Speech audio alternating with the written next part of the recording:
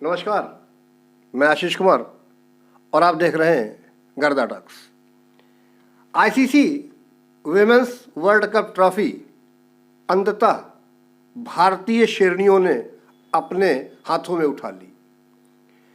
भाई अगर देखा जाए तो सेमीफाइनल में जब ऑस्ट्रेलिया ने इतना विशाल का स्कोर खड़ा किया तो ऐसा लग रहा था कि बस यहीं तक शायद हमारी यात्रा थी।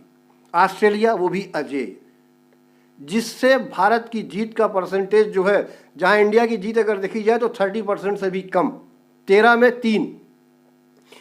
वहीं सबसे बड़ा रन चेज सेमीफाइनल का, जो वर्ल्ड कप में आज तक उससे पहले कभी चेज किया ही नहीं गया। लेकिन भारतीय बेटियों ने ये दिखाया कि हम नरम चारा पसंद नहीं करते हैं। याद होगा 1983 जब मेंस ने, जब वर्ल्ड कप, आईसीसी का वर्ल्ड कप वेस्ट इंडीज के हाथों में 2 बार लगातार था, 75, 79, और 83 में 183 का ही टारगेट डिफेंड करना था, और वो भी एक ऐसी टीम जो अजेय थी 2 बार से, जिसका एक तरीके से दबदबा था। लेकिन हमारे भारतीय शेरों ने क्या किया, 183 का जो टोटल था, जो कि बहुत मामूली स्कोर लग रहा था, उसको डिफेंड ही नहीं किया, अपने हाथों में ट्रॉफी भी उठा ली। ठीक वैसा ही अगर देखेंगे तो 2025 में हमारे देश की बेटियों ने यही काम करके दिखाया। पहले सेमीफाइनल में 300 से ऊपर का जो रन चेस था, वो वर्ल्ड कप में एक मिसाल कायम की, एक नया रिकॉर्ड बनाया, और ये बताया कि जब जीतने का जज्बा इतना कर रहा हो तो फिर कोई लक्ष्य असंभव नहीं है। ये उनके लिए तीसरी बार पहुंचने जैसा था, और 2 बार ऐसा हो चुका था कि हाथ तो आया पर मुंह न लगा। फाइनल में अब की मुलाकात साउथ अफ्रीका से थी। भाई साउथ अफ्रीका टॉस जीतती है और पहले फील्डिंग करने का निर्णय लेती है। 9 ओवर में इंडिया ने 63 रन बनाए और बिना कोई विकेट खोए। उसके बाद लगातार 3 ओवर में 10वें, 11वें, 12वें, कहाँ 7 का रन रेट चल रहा था। वहीं अगले 3 ओवर में 5.5 कहा जाता है, 10 ओवर में 64 रन और 12 ओवर में 66 रन। स्मृति मंदाना और शेफाली वर्मा के हाथों में कमान थी। शेफाली वर्मा इन 3 ओवरों में 90 के स्ट्राइक रेट पर आ गई, जबकि वो 100 प्लस चल रही थी, रन अबाल से खेल रही थी। लेकिन इसी जोड़ी ने 104 रन की एक मजबूत साझेदारी से कह सकते हैं न्यू आधारशिला रखी इस मैच के लिए। 104 पर पहला विकेट गिरता है, जिसमें कंट्रीब्यूशन स्मृति मंदाना का 45 रन 58 बॉल्स में और 8 चौके। उसके बाद Shafali Verma 87 run 78 balls, 7 boundaries and 2 sixes, strike rate 111.5। छोटे छोटे जो कंट्रीब्यूशंस थे, जेमिमा रोड्रिग्स 24 रन 37 बॉल्स में, हरमनप्रीत कौर 20 रन 29 बॉल्स में, अमरजीत कौर 12 रन, ऋचा घोष 34 रन। और सबसे बड़ा जो कहते हैं, हर खिलाड़ी का कोई ना कोई एक दिन तो होता है। जैसे सेमीफाइनल में जेमिमा, हरमनप्रीत कौर, कई खिलाड़ियों ने बढ़ चढ़ के जो योगदान दिया, जिसके कारण हम सेमीफाइनल से फाइनल पहुंचे तीसरी बार। लेकिन आज दिन कुछ बदला हुआ था। दीप्ति की दीप्ति से अभी सबको रूबरू होना था। दीप्ति ने 58 रन 58 बॉल्स में, जिसमें 3 बाउंड्रीज और 1 सिक्स, 100 के स्ट्राइक रेट से सबसे पहले एक काम यह किया कि 298 तक स्कोर पहुंचाया।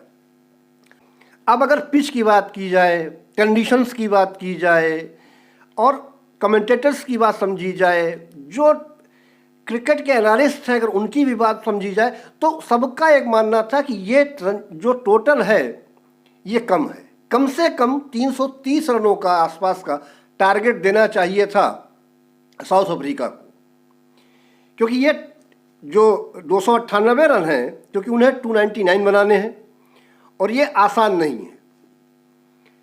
लेकिन कहते हैं ना, जिसकी किस्मत चमकने वाली होती है और हर खिलाड़ी का एक दिन होता है। भाई एक तरफ जो वरावर्ट थी वो अड़ी थी जिद्द पे अपनी कि हम फिलहाल अपनी टीम को जिता के मानेंगे। पहला विकेट रन आउट के तौर पे मिलता है, दूसरा विकेट चरनी। भाई उसके बाद आप ये समझिए शेफाली वर्मा ने 2 विकेट निकाले। और फिर वही बात मैंने कहा कि एक खिलाड़ी का दिन होता है। पूरे टूर्नामेंट में सेमीफाइनल तक दीप्ति शर्मा ने मात्र 17 विकेट लिए थे। दीप्ति ने फाइनल में 6 खिलाड़ियों को अपने हाथों से पहुंचाया पवेलियन। कैसे? 5 विकेट लिए और 1 रन आउट। भाई गजब का अगर देखा जाए तो दीप्ति शर्मा का ये कमाल था। अपोनेंट की टीम साउथ अफ्रीका, देखिए वो लोग भी अपने देश के लिए खेल रही थी और फाइनल खेलने वाली शेरनियां ही होती हैं। अब जब 2 लोग खेल रहे होते हैं तो विजेता तो कोई एक ही बनता है, 2 तो नहीं होते हैं। लेकिन साउथ अफ्रीका की बेटियों ने भी वास्तविकता में बहुत दमखम दिखाया, जी भर के लड़ी और जब तक 7वां विकेट नहीं गिर गया है, जिन्होंने 101 रन बनाए दीप्ति शर्मा के द्वारा ही आउट हुई वो, तब तक नहीं लग रहा था कि कुछ हमारे हाथ में है। लेकिन उसके बाद सब कुछ अपने हाथ में था। इस देश की बेटियों ने एक इतिहास ही नहीं लिखा, नए दरवाजे खोल दिए एक नई पीढ़ी के लिए। जो बच्चियां आज क्रिकेट के लिए दीवानगी अगर जिनके प्रति कहीं भी होगी, किसी छोटे से गली मोहल्ले, छोटे शहर, बड़े शहर, हर उन जगहों पर उन बच्चियों के दिमाग में जहां क्रिकेट जन्मता होगा, पनपता होगा या उनके सपने होंगे, उनके रास्ते खुल जाएंगे। एक नया भविष्य दिखने लगा। और एक सबसे बड़ी चीज़, भाई तीसरी बार में ये ट्रॉफी इंडियन शेरनियों ने अपने हाथ में ली। सैल्यूट है। और सैल्यूट वास्तविकता में साउथ अफ्रीका की उन बेटियों के लिए भी है कि जो फाइनल तक पहुंची और लड़ी। 252 रन की ही हार थी, 246 के आसपास उन्होंने बना लिए थे। ऐसा भी नहीं कह सकते कि एक तरफा विकेट गिरते जा रहे थे, लेकिन हाँ एक रेगुलर इंटरवल के अंदर में विकेट गिर रहे थे। और दीप्ति शर्मा के जब शुरुआत की तो वास्तविकता में कहानी पूरी की पूरी पलट चुकी थी। इस पूरे टूर्नामेंट में दीप्ति ने 22 विकेट लिए, यह भी एक नया रिकॉर्ड हो गया इस वर्ल्ड कप के लिए। आईसीसी फाइनल की जीत का वीडियो एक बार में बखान नहीं किया जा सकता। इसके बारे में अगले वीडियो में फिर बात होगी, बाल बाई बाल बात होगी। कहाँ क्या अच्छा और क्या बुरा रह गया उस पर भी बात होगी। आईसीसी वीमेंस वर्ल्ड कप पर चर्चा आगे भी जारी रहेगी। आप जुड़े रहिएगा हमारे चैनल से। मिलते हैं आपसे किसी अन्य वीडियो में, तब तक के लिए नमस्कार।